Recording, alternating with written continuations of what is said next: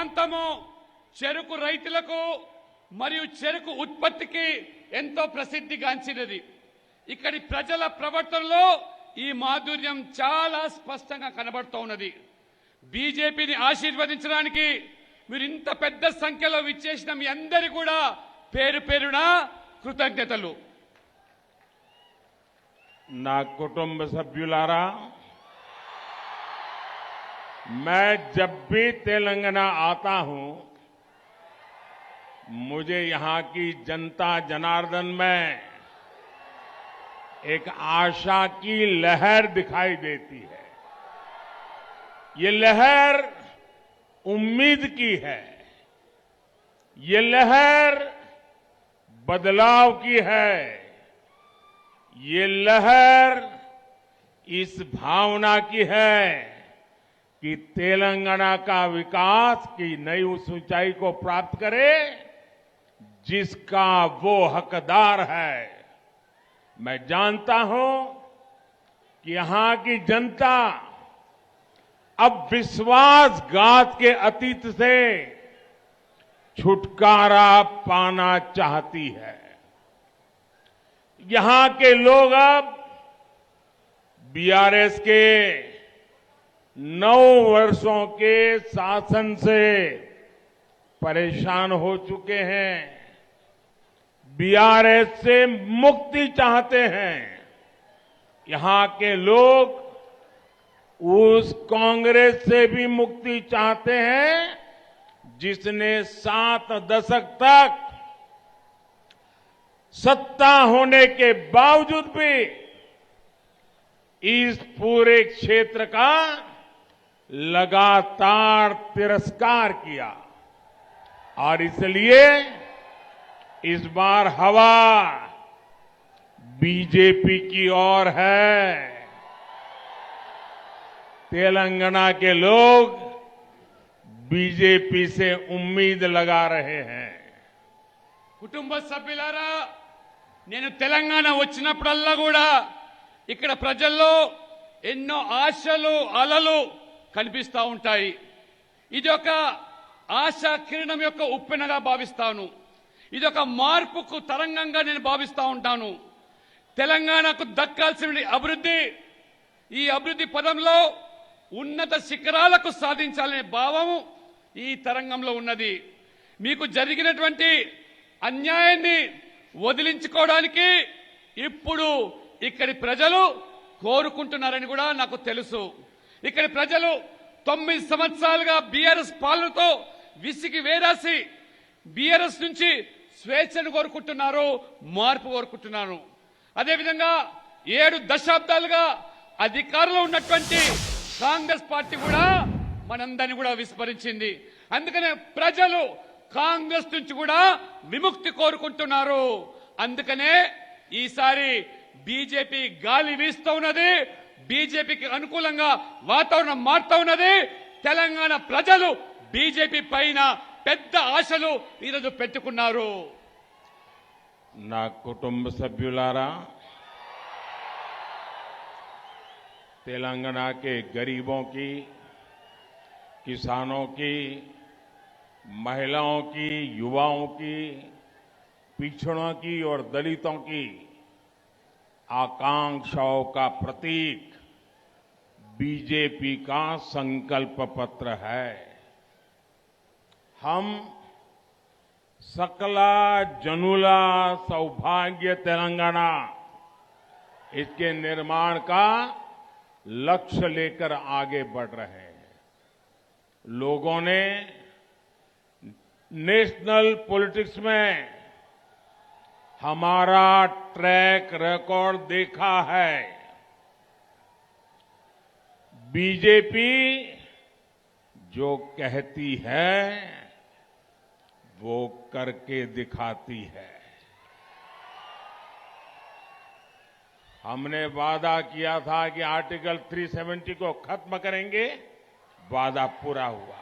हमने वादा किया था ट्रिपल तलाक का अंत होगा, वादा पूरा हुआ। हमने संसद में महिला आरक्षण की बात कही थी, वादा पूरा हुआ। हमने किसानों को 1.5 गुना एमएसपी की गारंटी दी थी, वादा पूरा हुआ। हमने अपने सैनिकों को वन रैंक वन पेंशन का संकल्प दिया था, वादा पूरा हुआ। हमने वादा किया था कि राम मंदिर अवश्य बनेगा, वादा पूरा हो रहा है। और साथियों, हमने तेलंगाना के लोगों से टर्मरिक बोर्ड का बनाने का वायदा किया था। ये वायदा भी बीजेपी सरकार ने पूरा करके दिखाया।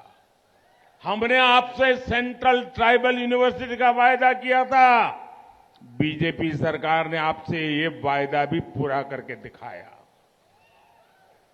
మిత్రులారా, తెలంగాణలోని పేదలు, రైతులు, మహిళలు, యువత, వెనుకబడ్డ వర్గాలు, దళితుల యొక్క ఆకాంక్షలకు ప్రతిబింబించేది మా మేనిఫెస్టో. సకల జనుల సౌభాగ్య తెలంగాణ నిర్మాణమే లక్ష్యంగా మేము ముందుకు సాగుతా ఉన్నాం. జాతీయ రాజకీయాల్లో మా ట్రాక్ రికార్డు ప్రజలు మీరందరూ చూశారు. బీజేపీ ఏదైతే చెబుతుందో చేసి తీరుతుంది. ఇవాళ ఆర్టికల్ 370 రద్దు చేస్తామన్నాం, రద్దు చేశాం. ట్రిపుల్ తలాక్ రద్దు చేస్తామన్నాం, రద్దు చేశాం. చట్టసభలో మహిళలకు 33% రిజర్వేషన్ అన్నాం, ఇచ్చి తీరాము. రైతులకు 1.5 రేట్లు గిట్టుబాటు ధర కల్పిస్తామన్నాము, ఇచ్చిన మాట నిలబెట్టుకున్నాం. మన సైనికులకు 1 ర్యాంక్ 1 పెన్షన్ అన్నాము, ఇవాళ హామీ నెరవేర్చుకున్నాం. రామ మందిర నిర్మాణం కూడా తప్పక నిర్మాణం చేస్తామన్నాము, ఇచ్చిన హామీని నిలబెట్టుకున్నాము.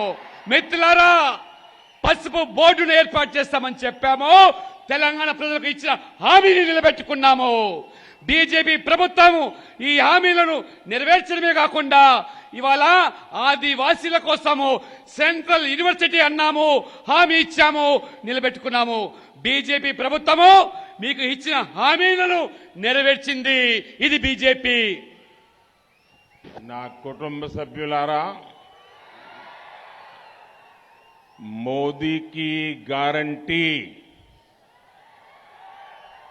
मोदी की गारंटी यानी गारंटी के पूरा होने की गारंटी।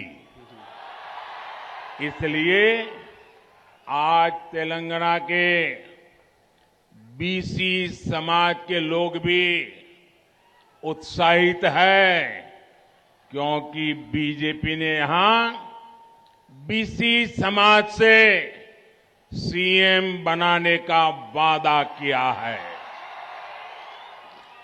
ये बीजेपी ही है जिसने देश को रिकॉर्ड संख्या में बीसी समाज से आने वाले केंद्रीय मंत्री दिए हैं, और ये बीजेपी ही है जिसने देश को एक ओबीसी पीएम भी दिया है। మిత్రులారా, మోదీ గ్యారెంటీ అంటే గ్యారెంటీ పూర్తి చేయడమే అది గ్యారెంటీ. అందుకనే ఇవాళ నరేంద్ర మోదీ గారు ఇచ్చిన మాట అది గ్యారెంటీ. ఇవాళ తెలంగాణ బీసీ సమాజానికి ఇవాళ ప్రజలు కూడా పెద్ద ఎత్తున ఇవాళ మద్దతు పలుకుతా ఉన్నారు. ఇవాళ ఇక్కడ బీసీ సామాజిక వర్గానికి సంబంధించిన వ్యక్తిని బీజేపీ బీసీ సీఎం చేస్తామని మాట ఇచ్చింది. అందుకనే బీసీ సామాజిక వర్గం నుంచి కూడా రికార్డు స్థాయిలో కేంద్రంలో మంత్రులను చేసినటువంటి ప్రభుత్వము అది బీజేపీ మాత్రమే. ఈ దేశానికి ఒక బీసీని ప్రధానమంత్రి చేసింది కూడా అది భారతీయ జనతా పార్టీ మాత్రమే అని చెప్పి కూడా నేను తెలియజేస్తా ఉన్నాను. ఇవాళ నా కుటుంబ సభ్యులారా, कांग्रेस और बीआरएस ने ना बीसी समाज के लिए काम किया और ना ही दलितों के लिए कोई काम किया। आज जो बीआरएस है, पहले वो टीआरएस थी। इन लोगों ने वादा किया था कि तेलंगाना का पहला सीएम दलित होगा, लेकिन जब दलित वोट मिल गए तो केसीआर ने सीएम की इस कुर्सी पर खुद कब्जा जमा लिया। लेकिन इससे ठीक विपरीत बीजेपी हमेशा सामाजिक न्याय, और सामाजिक सशक्तिकरण के लिए काम करती आई है। మిత్రులారా, ఈ కాంగ్రెస్ పార్టీ బీఆర్ఎస్ పార్టీలు బీసీలను కానీ దళితులను కానీ ఏమీ కూడా చేయలేదనే విషయం మీ అందరికీ తెలుసు. ఈరోజు బీఆర్ఎస్ గతంలో టీఆర్ఎస్ తెలంగాణ తొలి ముఖ్యమంత్రిని దళితుని చేస్తానటువంటి హామీ ఇచ్చారు. కానీ దళితుల ఓట్లు రాగానే కేసీఆర్ స్వయంగా సీఎం కుర్చీని కైవసం చేసుకొని దళితులను మోసం చేశాడు.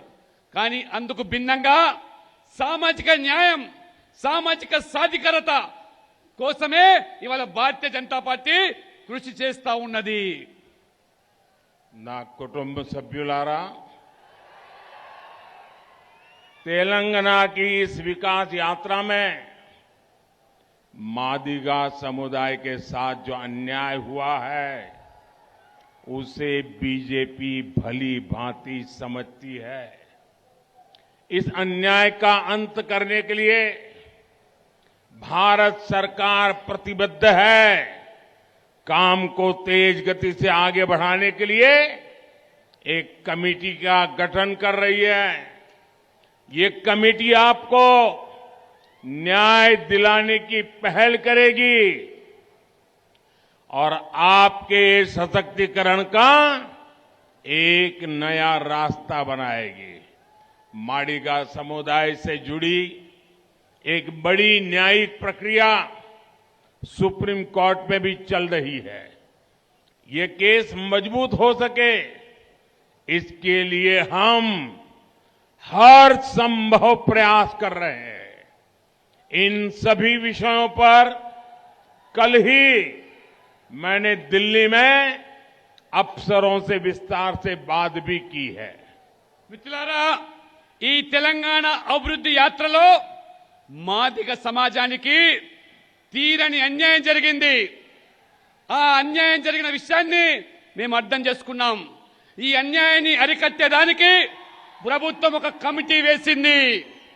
ఈ కమిటీ ద్వారా మీకు న్యాయం చేసేందుకు మేము చొరవ తీసుకుంటుంది మరియు మీ సాధికారత కోసం కొత్త మార్గాన్ని కూడా ఇవాళ అన్వేషిస్తా ఉన్నది. మాదిగ సామాజిక వర్గానికి సంబంధించినటువంటి ప్రధాన న్యాయ ప్రక్రియ సుప్రీం కోర్టులో ఈరోజు కొనసాగుతుంది. ఈ యొక్క కోర్టులో ఉన్నదానికి న్యాయం జరిగేదానికి మా ప్రభుత్వం అన్ని విధాలుగా కూడా మేము ప్రయత్నం చేస్తున్నాం. నిన్ననే ఢిల్లీలో నేను స్వయంగా ఈ విషయాలన్నిటిపైన కూడా వివరంగా ఆ అధికారులతో మాట్లాడాను. నా కుటుంబ సభ్యులారా, तेलंगाना के किसानों को उनकी मेहनत के लिए जाना जाता है, लेकिन राज्य सरकार ने उनके साथ भी धोखा ही किया है. बीआरएस की सरकार ने यहां पर अनेक सिंचाई योजनाओं की घोषणा की थी, लेकिन ये योजनाएं बीआरएस के लिए उनका एटीएम बनकर रह गई. जब भी किसी को पैसे की जरूरत पड़ती है तो लोग पैसा निकालने के लिए एटीएम के तक जाते हैं, लेकिन जब बीआरएस को पैसे की जरूरत पड़ती है तो ये लोग एक नई सिंचाई स्कीम की घोषणा कर देते हैं.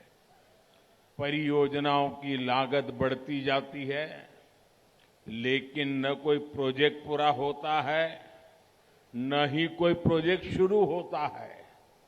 तेलंगाना के विकास का पैसा बीआरएस को चलाने वाले परिवार की जेबों में जा रहा है. మిత్రులారా, తెలంగాణ రైతులు తమ కష్టార్జితానికి పెట్టింది పేరు, అది ప్రసిద్ధి. కానీ రాష్ట్ర ప్రభుత్వము ఈ రైతులను కూడా మోసం చేసింది. బీఆర్ఎస్ ప్రభుత్వము ఇక్కడ అనేక నీటి పారుదల పథకాలను ప్రకటించింది. కానీ ఈ పథకాలన్నీ కూడా ఏటీఎం గానే మారిపోయాయి. ఎవరికైనా ప్రజలకు డబ్బు అవసరమైతే ఏటీఎం దగ్గరికి వెళ్తారు డబ్బులు తీసుకోవడానికి. కానీ బీఆర్ఎస్ కు డబ్బులు అవసరమైతే ఈ వ్యక్తులు కొత్త నీటిపారుదల పథకాన్ని రూపొందిస్తారు. ప్రాజెక్టుల వ్యయం పేరుతో ఏ ప్రాజెక్టు పూర్తి కాలేదు, కానీ ప్రాజెక్టు కూడా ప్రారంభించలేదు. తెలంగాణ అభివృద్ధి సొమ్మును బీఆర్ఎస్ కు నడుపుతున్నటువంటి కుటుంబ సభ్యులకు ఆ యొక్క డబ్బులు వారి జేబుల్లోకి వెళ్తుంది కానీ మనకు న్యాయం జరగటం లేదు. ना कुटुंब सभ्युलारा, किसानों का हित बीजेपी की हमेशा प्राथमिकता रहा है. पीएम किसान सम्मान निधि के जरिए देश के करोड़ों किसानों को 3.25 लाख करोड़ रुपए से ज्यादा रकम डायरेक्ट ट्रांसफर की गई है. तेलंगाना के करीब 40 लाख किसानों को भी इसका लाभ मिला है. इसमें करीब 1.5 लाख किसान कामा रेड्डी के भी हैं, जिन्हें इस योजना से करीब 400 करोड़ रुपए मिले हैं. यूरिया की जो बोरी दूसरे देशों में 2,500 से 3,000 रुपए की पड़ती है, वही बोरी भाजपा सरकार तेलंगाना के किसानों को 300 रुपए से भी कम में उपलब्ध करा रही है.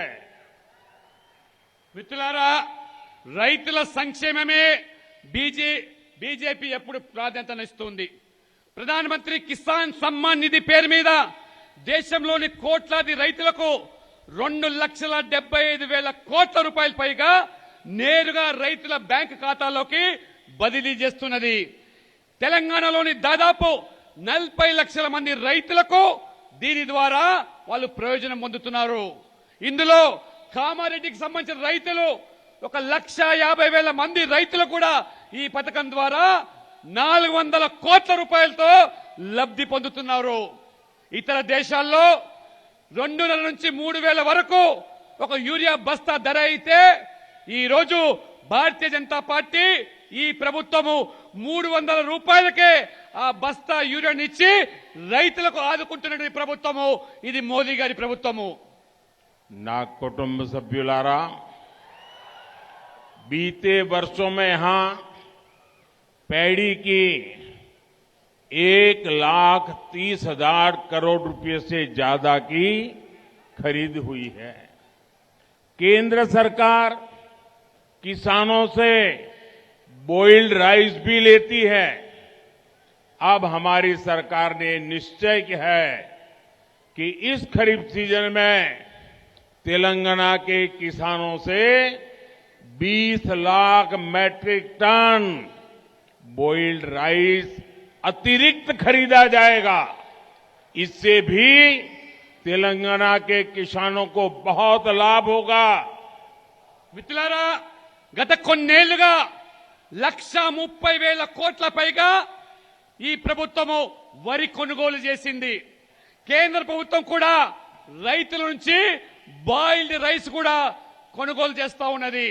ఇప్పుడు మన ప్రభుత్వము ఈ ఖరీఫ్ సీజన్ లో తెలంగాణ రైతుల నుండి అదనంగా 20 లక్షల మెట్రిక్ టన్నుల బాయిల్డ్ రైస్ కూడా కొనుగోలు చేయాలని చెప్పి నిర్ణయించింది.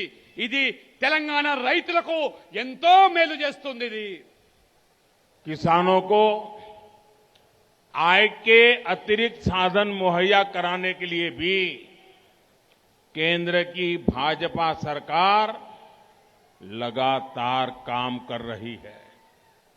खेती किसानी से निकलने वाले कचरे से ईंधन बने, इसके लिए बायोफ्यूल प्लांट लगवाए जा रहे हैं.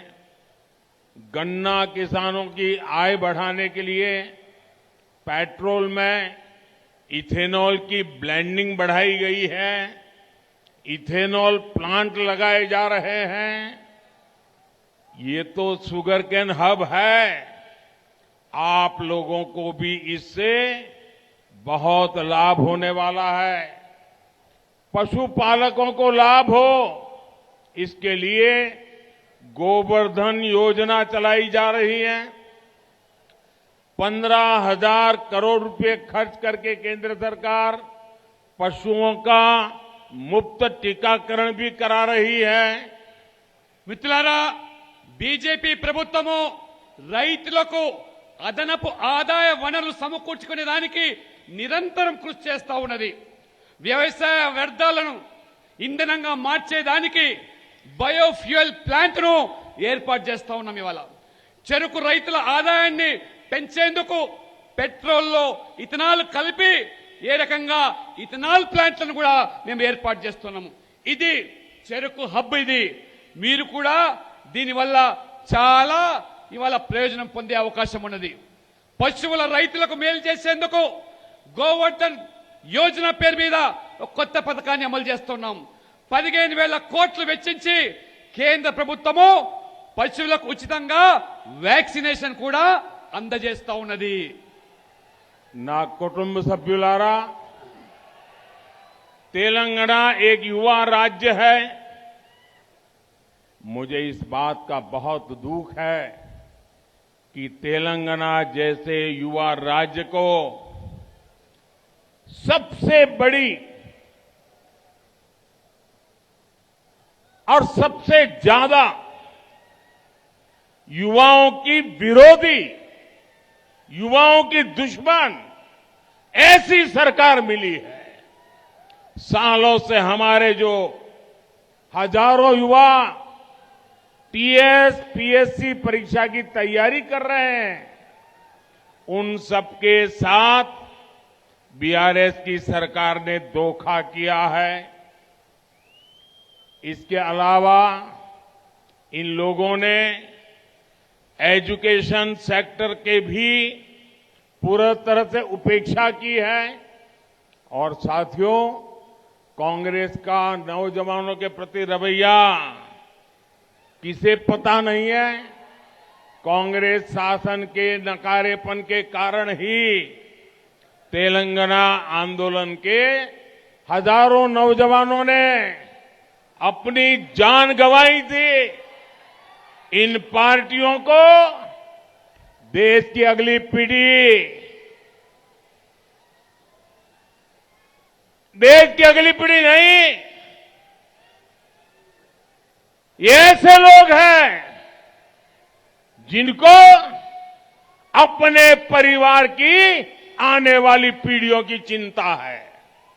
మిత్రులారా, తెలంగాణ ఒక యువ రాష్ట్రం. ఇది తెలంగాణ లాంటి యువ రాష్ట్రంలో యువత వ్యతిరేక ప్రభుత్వం వచ్చినందుకు నేను చాలా బాధపడతా ఉన్నాను. ఇవాళ ఏళ్ల తరబడి టీఎస్పీఎస్సీ పరీక్షలకు సిద్ధమవుతున్న యువత, 1000 కళ్ళతో ఎదురుస్తున్న యువత, వేలాది మంది ఈ యువతను ఈ బీఆర్ఎస్ ప్రభుత్వము దగా చేసింది, మోసం చేసింది.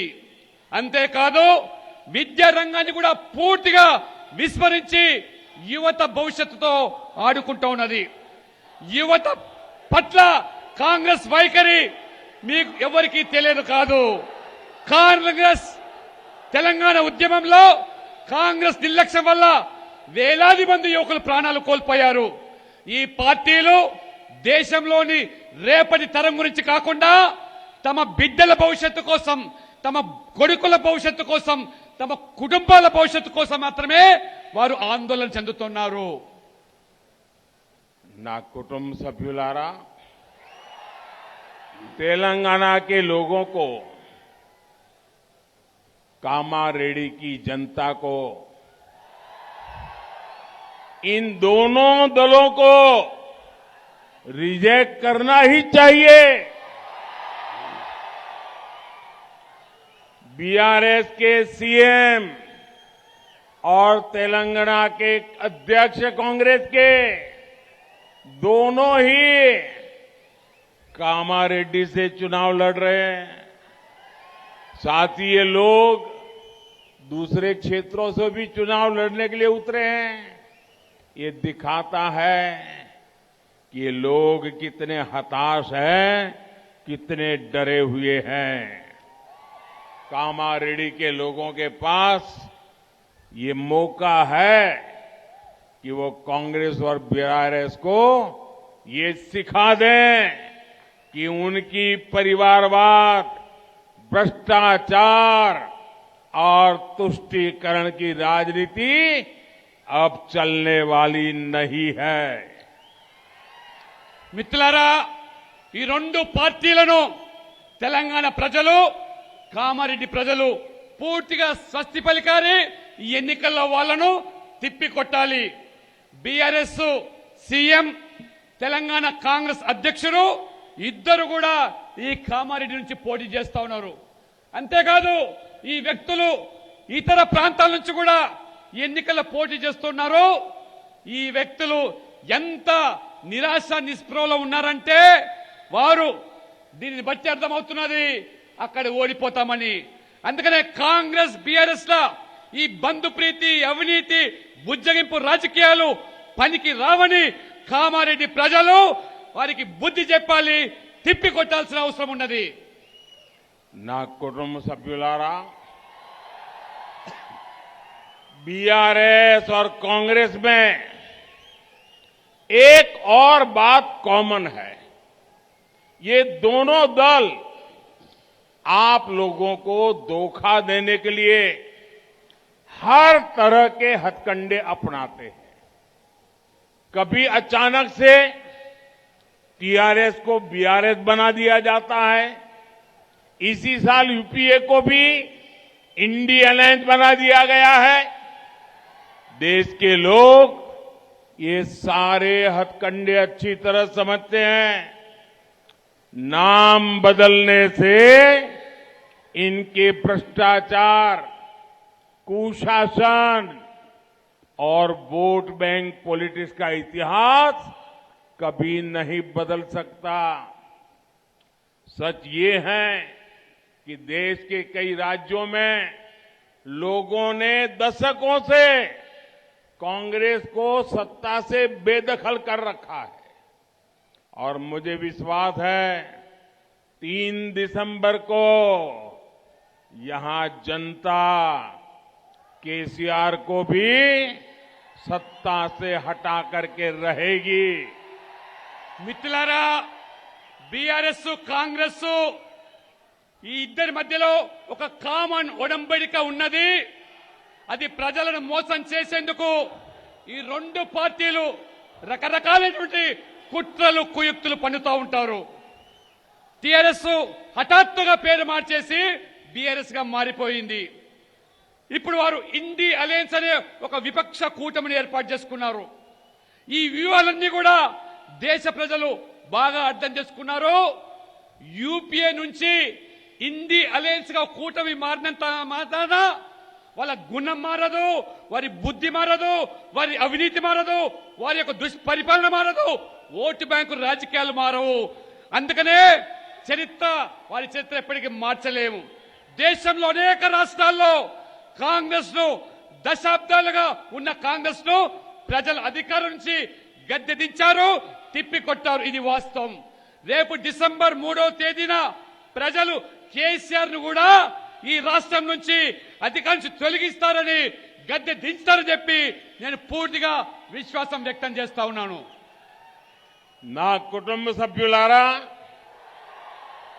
बीजेपी इकलौती ऐसी पार्टी है जो गरीबों के लिए काम करती है। जनधन अकाउंट हो, बिना गारंटी मुद्रा लोन हो, कोरोना के दरमियान सभी देशवासियों को मुफ्त वैक्सीन हो, ये सारी व्यवस्थाएं बीजेपी ने की है। बीजेपी ये भी सुनिश्चित कर रही है कि देश का कोई भी गरीब भूखा ना सोए। अब मैंने ये निश्चय किया है कि अगले 5 साल के लिए गरीबों को जो मुफ्त राशन देते हैं, इस योजना को 5 साल के लिए आगे बढ़ा दिया जाएगा। इसका लाभ यहां तेलंगाना के भी मेरे लाखों गरीब परिवार के भाई बहनों को मिलेगा। మిత్రులారా, పేదల కోసం పనిచేసేటువంటి ఏకైక పార్టీ అది బీజేపీ మాత్రమే. జన్ధన్ ఖాతా అయినా, గ్యారంటీ లేని ముద్ర రుణమైనా, కరోనా సమయంలో ఉచిత వ్యాక్సిన్ అయినా అన్ని కూడా సమకూర్చింది భారతీయ జనతా పార్టీ మాత్రమే. దేశంలో ఏ పేదవాడు కూడా ఆకలితో అలమటించకూడదు, పస్తులు ఉండకూడదని చెప్పి మరి ప్రధానమంత్రి గరీబ్ కళ్యాణ్ అన్న యోజన పేరు మీద 5 కిలోల బియ్యం పథకాన్ని ప్రవేశపెట్టాను. ఈ పథకాన్ని మళ్ళీ వచ్చే 5 సంవత్సరాల వరకు దాన్ని పొడిగించి పేదలను పస్తులుండకుండా తీసుకున్న నిర్ణయం అది బీజేపీ ప్రభుత్వం. దీనివల్ల తెలంగాణలోని అనేక లక్షలాది మంది పేద ప్రజల సోదరిమణులందరూ కూడా ఇది ప్రయోజనం చేకూరుస్తుంది. నా కుటుంబ సభ్యులారా, आज आप सभी लोगों के आशीर्वाद से भाजपा के पास 300 से अधिक सांसद है। देश में एक वो भी समय था जब हमारे सिर्फ 2 सांसद थे, हमारा मजाक उड़ाया जाता था। उस समय हमारे 2 सांसदों में से एक इसी क्षेत्र से थे। हम इस बात को कभी भी भूल नहीं सकते हैं। हमें कैसे भूल सकते हैं कि जब हम सबसे कमजोर थे तब भी तेलंगाना और तेलुगु लोगों ने हमारा साथ दिया था। मैं आपको विश्वास दिलाता हूं, हम हमेशा तेलंगाना के लोगों के साथ रहेंगे और आपके विकास के लिए काम करते रहेंगे।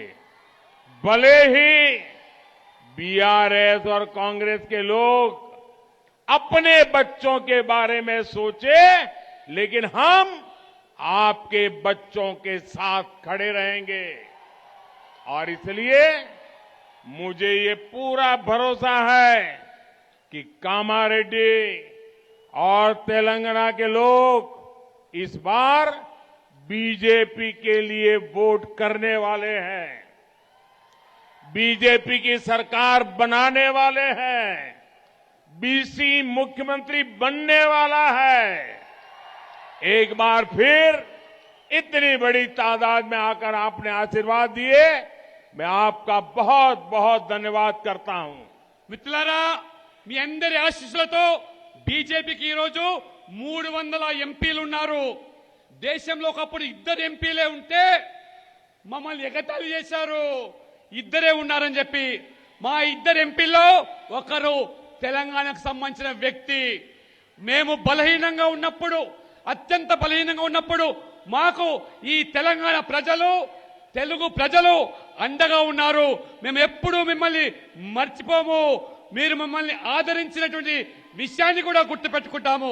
నేను మీకు పూర్తి హామీ ఇస్తున్నాను, మేము ఎప్పుడు కూడా తెలంగాణ ప్రజలతో ఉంటాము మరియు మీ అభివృద్ధి కోసం నిరంతరం మేము కృషి చేస్తాము.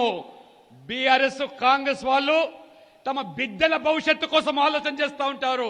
మేము మీ బిడ్డల భవిష్యత్తు కోసం ఆలోచన చేస్తాం. కాబట్టి దయచేసి కామారెడ్డి తెలంగాణ ప్రజలు ఈసారి బీజేపీకి పట్టం కట్టండి, ఒక బీసీని ముఖ్యమంత్రి చేయండి. ఇంత పెద్ద సంఖ్యలో వచ్చిన మీ అందరికీ కూడా హృదయపూర్వకంగా ధన్యవాదాలు. मेरे साथ बोलिए, भारत माता की, भारत माता की, भारत माता की। बहुत बहुत धन्यवाद।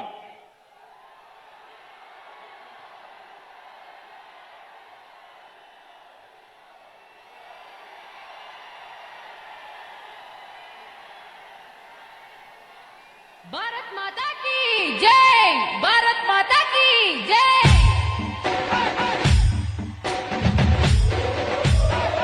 భారతీయ జనతా పార్టీ శాసనసభ ఎన్నికల్లో పోటీ చేయబోయే యొక్క అభ్యర్థులను ప్రముఖంగా కామారెడ్డి బహిరంగ సభలో ప్రధాని మోదీ పాల్గొన్నారు. భారీ ఎత్తున ప్రజలు పెద్ద ఎత్తున అక్కడ చేరుకున్నారు. అయితే 9.5 ఏళ్లలో తెలంగాణకు కేసీఆర్ చేసిందేమీ లేదు అంటూ కూడా ప్రధాని మోదీ చెప్తూనే ఇచ్చిన హామీలను నెరవేర్చడంలో బీజేపీ ముందు ఉంటుందని, అందులో భాగంగానే తెలంగాణకు పసుపు బోర్డు కావచ్చు, ఆదివాసీల కోసం సెంట్రల్ యూనివర్సిటీ హామీ నెరవేర్చామంటూ కూడా ప్రధాని మోదీ ఈ సందర్భంగా గుర్తు చేశారు. మరోవైపు ప్రాజెక్టుల పేరుతో బీఆర్ఎస్ ప్రభుత్వం అవినీతికి పెద్ద ఎత్తున పాల్పడుతోంది అంటూ కూడా ఆయన ఆరోపించారు.